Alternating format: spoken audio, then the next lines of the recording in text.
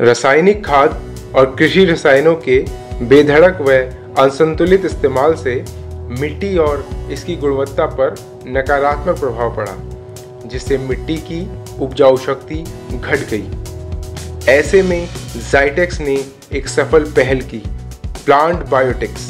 Plant biotics ज़ाइटेक्स का ही bio agree विभाग है। इस विभाग की कोशिश है फसल को रोगों से बचाकर उसमें नई जान डालना। प्लांट बायोटिक्स के CEO श्री धनंजय हिटाके ने कृषि जागरण से बात की और कंपनी व उत्पादों के बारे में विस्तार से बताया। कृषि जागरण में आप सबका स्वागत है। आज हमारे साथ प्लांट बायोटेक के CEO मौजूद हैं। आइए उनसे बात करते हैं और ये जानते हैं उनके प्रोडक्ट के बारे में। सर, सबसे पहले आप ये बताइए कि विजन और मिशन क्या है आपके? गिरीश, सबसे पहले मैं शुक्रिया अदा करूंगा कृषि जागरण का। हम लोग गत 3 सालों से इनके साथ जुड़े हुए हैं। हमारा जो अभी तक का अनुभव रहा है काफ़ी अच्छा रहा है।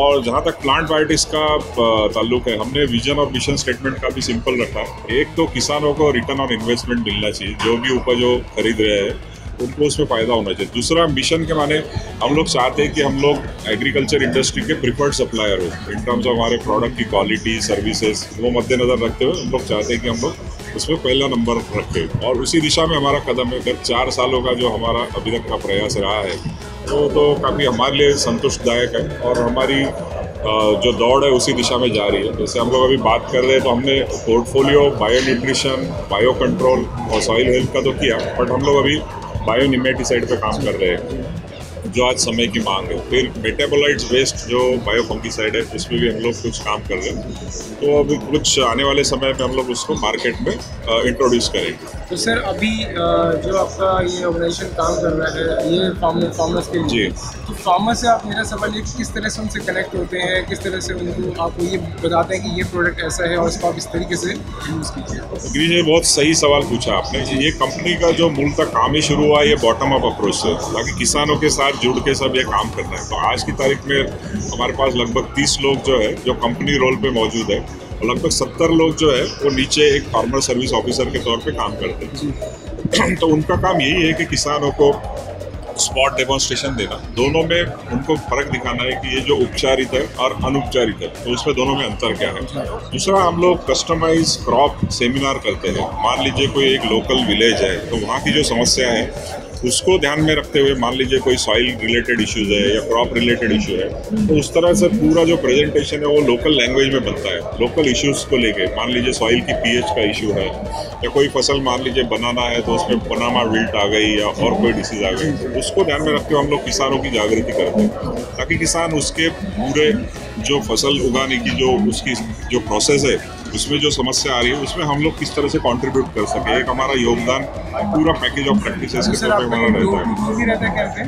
कैंपेन करते हो, मार्केट स्पेसिफिक रहता है। जिस तरह जो मार्केट में मान लीजिए कहाँ पे काम करना है, जैसे हम लोग, क्योंकि हम लोग पैन इंडिया नहीं है, हम लोग 4 राज्यों में काम करते हैं, तो हमारा अप्रोच यही है कि कस्टमर के साथ जुड़ के रह के काम करते हैं ताकि उनको हम लोग अच्छी से अच्छी सेवा प्रदान कर सके, पूरे टेक्निकल इन्फॉर्मेशन दे सके और पूरा उनका जो निराकरण है शंका का वो पूरा उसमें हो जाए ताकि उनके मन में कोई डाउट न रहे। और ये बायोलॉजिकल होने की वजह से हमारा ये भी प्रयास रहता है कि कुछ ज़्यादा ना बोले। हमारे स्टाफ को पूरी उस तरह की ट्रेनिंग दी गई है कि जो उसमें परिणाम देखना है उन्होंने उतना ही बताना है, ज़्यादा नहीं बताना है, कि उसका ये बायोलॉजिकल होने के कारण उसमें समय लगता है 10 से 12 दिन का। तो ये सारी हम लोग प्रिकॉशंस लेते हैं ताकि जो बात है वो किसानों के साथ पूरी तरह से हो, अच्छी तरह से हो, ताकि उसमें कोई गैप न रहे। तो ये हमारा प्रयास रहता है। तो सर, एक जब आप किसानों से मिलते हैं, बात करते हैं अपने प्रोडक्ट के बारे में, तो आज का जो ये दौर है ये डिजिटाइज, बराबर, इस समय आजकल किसान का डिजिटाइज होना भी बहुत ज़रूरी है। करेक्ट है। तो उसके लिए आपकी क्या पहल है आपको? हाँ, ये बहुत सही समय है। आज की तारीख में जो हमारा जो काम चल रहा है तो उसमें हम लोगों का फेसबुक पेज है एक अपना प्लांट बायोटिक्स का, उसके बाद में लिंक्डइन पे भी हमारा पेज है।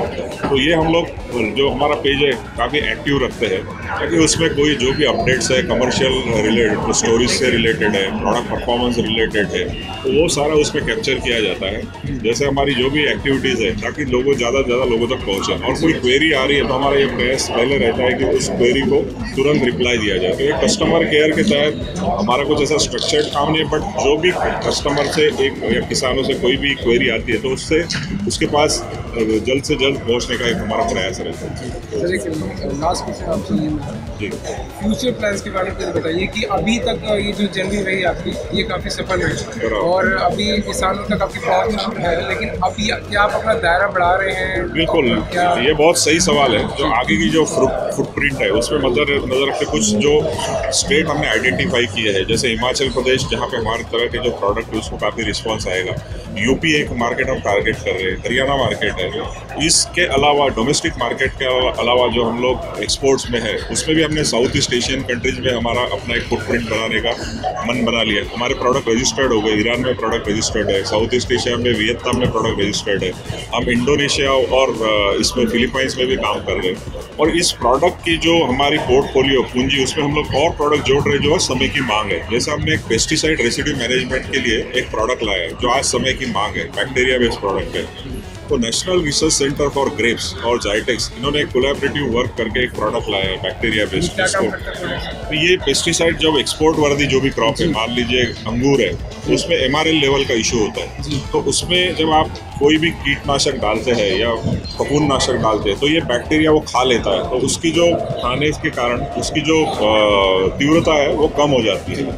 तो ये भी अपने आप में एक नई चीज़ है, नई समय की मांग है। उस हिसाब से हमने उसको पेश करने की कोशिश की है। तो हम लोग समय से आगे चल रहे हैं उसी दिशा में। हमसे बात करने के लिए बहुत शुक्रिया सर। आपके लिए भी मैं फिर एक बार शुक्रिया करूंगा कि कृषि जागरण का हमारा अभी तक का जो अनुभव रहा है, जो कि आपकी मैगजीन हमारे विक्रेता बंधु तक पहुंच रही है, हमारे स्टाफ तक पहुंच रही है, तो ये काफ़ी एक सुखद अनुभव है। और ये एसोसिएशन हम आगे भी जारी रखेंगे। हमें उम्मीद है कि कृषि जागरण का सपोर्ट हमें आगे भी ऐसा मिलता है। शुक्रिया आपके टाइम का, और आपसे जो बातचीत हुई बहुत आनंद हुआ। Thank you very much.